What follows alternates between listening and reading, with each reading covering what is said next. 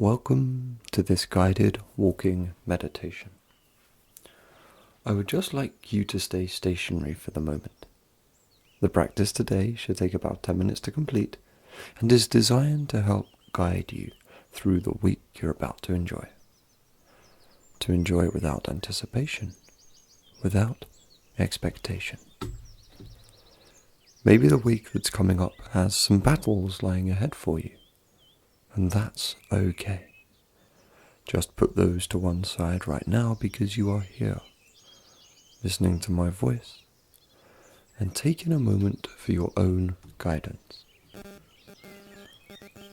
If you haven't started walking yet, you can begin. I would like you to slip into your natural rhythm. You may be moving more freely than you expected. You may not. That's okay.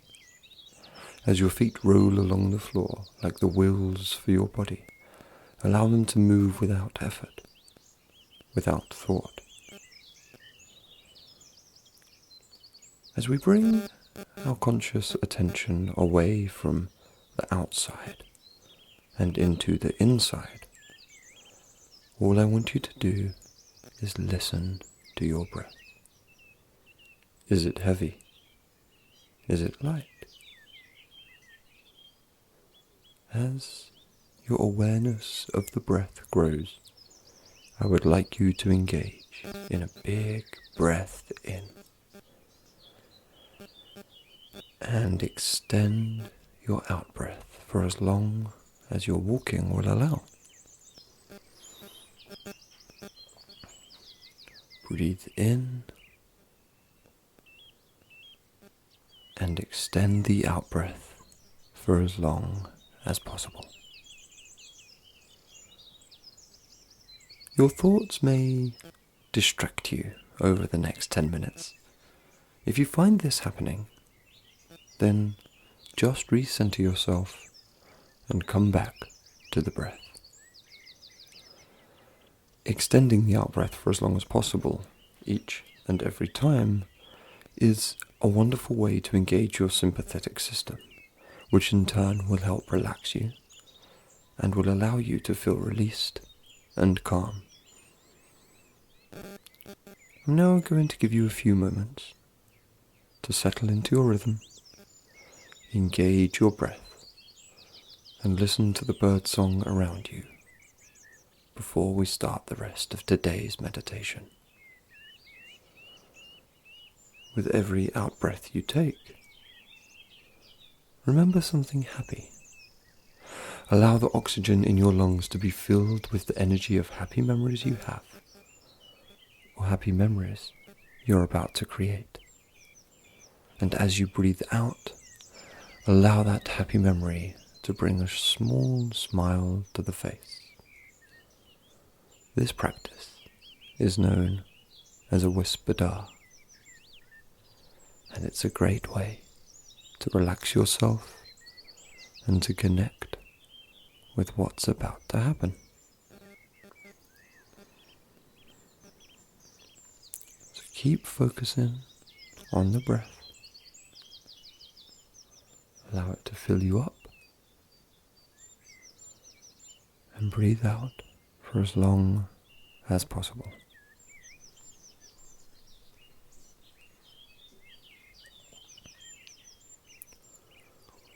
Today's practice is all about confidence. A lot of my clients and people I work with struggle with their confidence, and it's something I have loved to help grow within people. Whether it was when I was running theatre schools for little children or helping busy women lose some body fat, my heart has had only one beat: build their confidence. In this day and age, all the self-help books, gurus and social media hashtags have dissected the feeling, the emotion of confidence. We have body confidence, confidence of the self, confidence in your own ability, confidence with men, confidence with women, financial confidence. There's just lots and lots of pots upon which we need to build our confidence up. And for someone who may not be feeling very confident at all, it can be overwhelming and very daunting when we think about how many different confidences we have to worry about. Confusing confidence is one mechanism I believe the world uses to help keep us down, to allow marketers and companies to keep selling us stuff we don't need, and to keep us in their rat race. I like to think of confidence as a single entity. One confidence does not lead to another, but it is one part of the self that we can build upon each and every day. How many times have you had something good happen to you, but it's still not made you happy? That's because you're split, dissected, and are told to have many different chambers of your self-esteem. Therefore, one good thing puts out a fire in one chamber, but can flare up another. As you continue walking, allow your thoughts to settle and to calm. Come back to your breath and bring your awareness back to the internal self. How are your joints? Are your arms moving rhythmically? Are your shoulders relaxed? As you ponder these questions, allow your breath to help guide you the freedom you desire.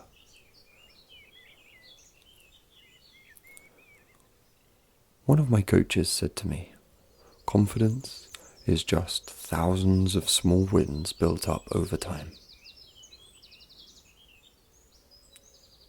The problem with this wonderful quote is that our brains will flat out refuse to acknowledge our wins, because we never know what pot of confidence to attribute it to. When I used to attend church, there was this story we were always told. A man was caught in a flood. He climbed to the top of his house, sat on the roof, and prayed to God. He prayed to God to save him. He was a duteous man and had an undying faith and belief. There was no doubt in his mind God would save him. A man with a ladder appeared. Do you want to climb down and we can help each other swim to safety? The man replied, Thanks, but I'm okay. I have prayed to my God, and he will save me. Off went the man with the ladder. As the flood kept rising below him, a man in a boat showed up. Do you want to get in my boat and we can row to safety? Said the boat owner.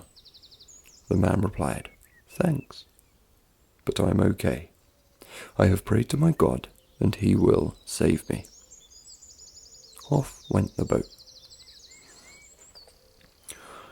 About 20 minutes later, as the flood kept rising and it had now engulfed his entire house, and there was no sign of it stopping, the Air Force arrived with a helicopter and signaled to the man to get in so they can fly to safety. The man simply replied, Thanks, but I'm okay. I have prayed to my God, and he will save me. Off flew the helicopter. The flood kept rising, and the man eventually drowned. As expected, he went to heaven, albeit a little confused. At the pearly gates, the man came face to face with God and confronted him. I have lived as a true Christian my entire life. I have prayed every day, been to church every Sunday, and had every belief that you are the Lord and Saviour. When I was on that roof, I prayed and prayed for you to save me. And you didn't. Why not? God smiled wryly, placed his hand on his shoulder and simply replied, My dear boy, you have been a wonderful servant to your faith, and you should be proud. I answered your prayers. I sent you a man with a ladder, a man with a boat, and the Air Force. Why didn't you accept their help when they offered it? So many times with clients, I get wound up when they tell me that something wonderful happened to them, but I find out a week later. My response to them is always, "Where was my text message?" Celebrating your wins, sharing your wins, and above all being able to see them and recognize them when they happen is what truly builds your confidence. We can only calculate 1,000 tiny wins if we're able to see them and acknowledge them. And that takes practice and reinforcement. If you do struggle with your confidence, your brain is in the habit of a negative bias. One great way of developing away from that is to focus as much of your energy onto the positives in your life. Now, as we bring this meditation to a close, I want you to reflect on the positives you have had this week. Maybe you have nailed every workout. Maybe you improved on an exercise.